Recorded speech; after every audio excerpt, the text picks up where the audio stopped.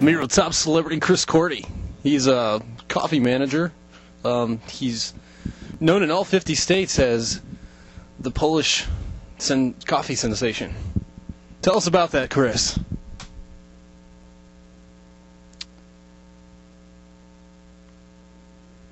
I don't know how I got that nickname. He has no clue how he got that nickname, folks. You heard it here first. I'll agree with that statement. He agrees. This is really bad and unentertaining. Chris, what are you thinking about, buddy? Interview tomorrow. He has a job interview. You know what happens when Chris has a job interview? He freaks out. He's just like, oh my gosh, am I wearing my tie? All right, let's practice, Chris. Chris, if you could be any kind of cookie, what kind of cookie would you be?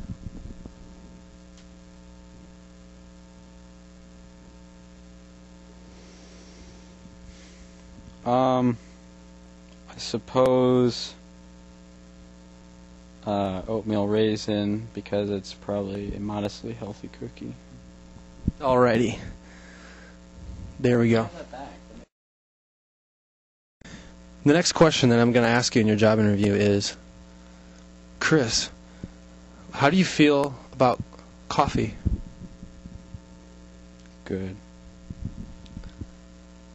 I think you just might get hired. So, Chris, you have a degree in accounting. You've worked at some of the best places in the entire world. He has no degree in accounting. He's worked at some of the best places in the world. Why Cade's Coffee, Chris?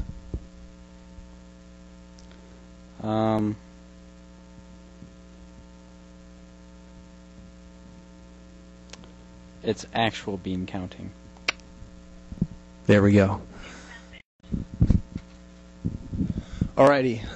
Next question, and this is for the job. I'm going to give you a realistic situation in a job that could really happen at Cade's Coffee, and I'm going to ask you what you would do. Okay? Are you ready? Okay. Okay. A customer comes in. They order a mocha cinnamon cappuccino swirl, and one of the baristas drops a coffee bean in there, the whole thing, and the customer drinks it, sucks it right through the straw, and starts choking on it. What do you do? I take a moment to assess the situation and arrive at possible alternatives that would solve the problem.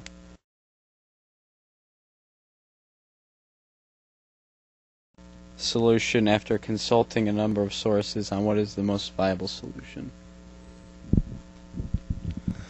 Would you do the Heimlich maneuver?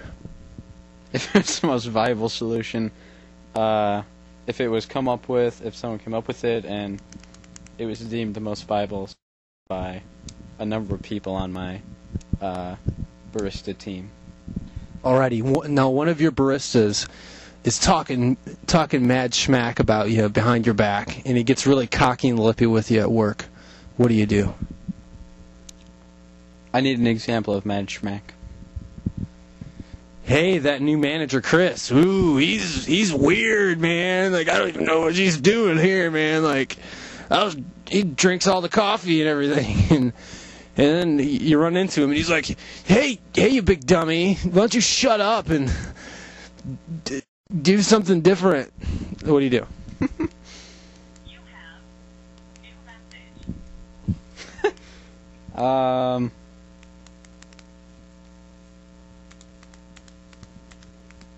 Depending on the severity of the schmack, probably